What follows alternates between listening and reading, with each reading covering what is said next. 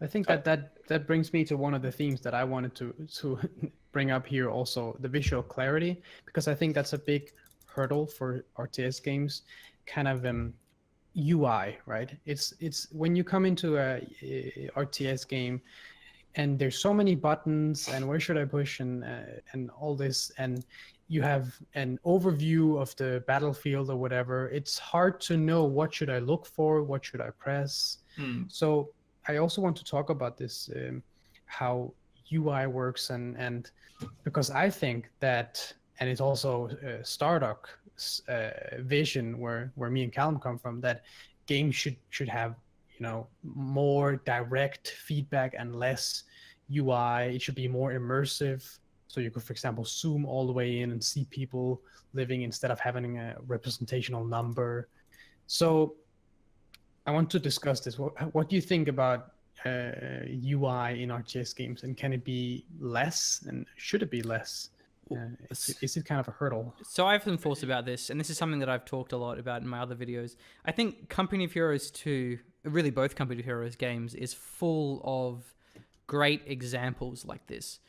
And so, for example, when you throw a grenade in Company of Heroes 2, or when your opponent throws a grenade, you don't see this like, oh, look out, there's a grenade, like in the way there is in Call of Duty. Instead, all that you see is an individual soldier who stands up, gets his grenade out, and then he lobs his grenade over. And so then what you're doing is you're interacting with the game. You're not interacting with artificial pop-ups over the game. So I think any way that you can take stuff that's being presented to the player via the interface and instead present it to them naturally using the visuals and the audio of the game. Like another example, even from StarCraft, is like the way that the nukes work from the ghosts. There's this little dot on the ground. There isn't an actual like heads up display like, oh, watch out, there's a nuke. So I think that not only is it reducing clutter, it also is just more fun, because then it's more immersive, because then you're a part of the game. It's not like there's no things flashing at you saying this is a video game. There's pop-ups at your face. The only thing you guess like is that you hear the audio cue that there's been a nuke launched. Like the narrative will say like, warning, tactical nuke incoming. Or like when you hear a Nidus Worm, it's got this shriek, which is really loud that all the players will hear globally, but you don't know where it is. But I think we're a little bit too, like this discussion is already too advanced, you know, if we're talking about getting into a game, because if people see, I had this reaction many times from people who maybe saw me play or something, saw me play Company of Heroes or another RTS, and their reaction is, why is the camera in the sky? You know, like these kind of questions. You know, why is that person moving there? Like, what is this? I mean, these like very, very basic questions that you get from people just seeing the game for the first time. And I think that if you want to make RTS games more accessible, there need to be kind of explanations for these kind of things, right? The very basic, what is an RTS? I think because, and I will give you an example of something that did it really well. If you played Ruse, right? This remember Ruse? It's a bit of that's a really old game. Yeah.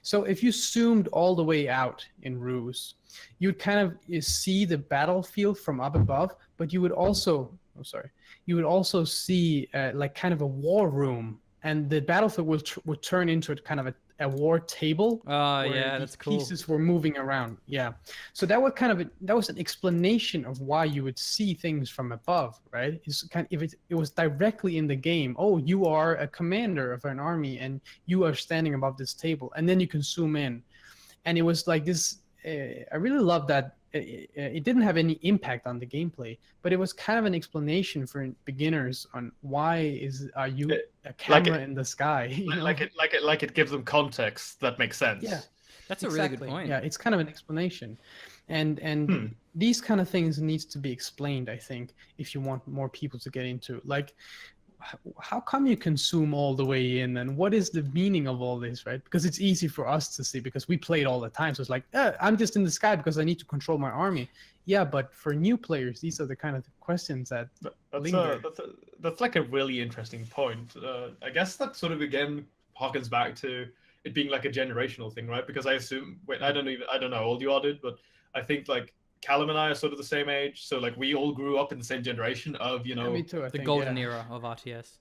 Yeah, exactly. Like we grew up on Age of Empires, Red Alert, and all of those games. Like that was something that came to us like from a very young age, so it's sort of like ingrained into you. But Yeah. I've never really thought about it that way, because to me that feels like a little bit overbearing, or Yeah, I feel over as if- explanation. Yeah. Yeah, Well- sort of, but like at the same time, I think it kind of makes sense though. It's very subtle don't though, know. and it's optional. So it's Yeah, not, yeah, for sure. One thing that a lot of RTS games do, certainly Command and Conquer, is that when you select them, they'll say like, "What are your orders, General?" or like, "What are your orders, Commander?" Yeah. So it does infer that, okay, well, I'm the commander because these guys are asking me for my orders. So yeah, there are the ways you can create that context. There's also ways you can do it narratively.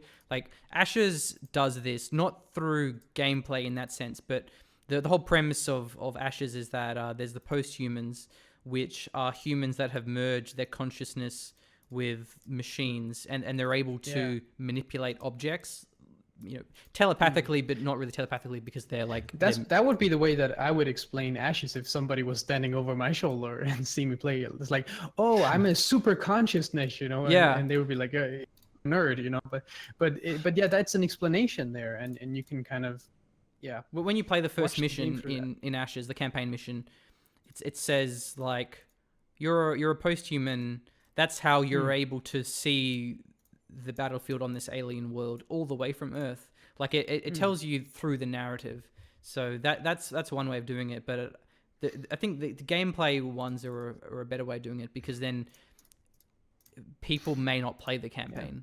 So then, but I think there's a potential here, it's exciting if you can tell people that, oh, you are a satellite, right, and you have to watch but I think it's not leveraged right now, yeah, that's a good point. this presentation of games to new players. Another thing as well that's does it narratively is in Supreme Commander and even Total Annihilation is you play as the commander.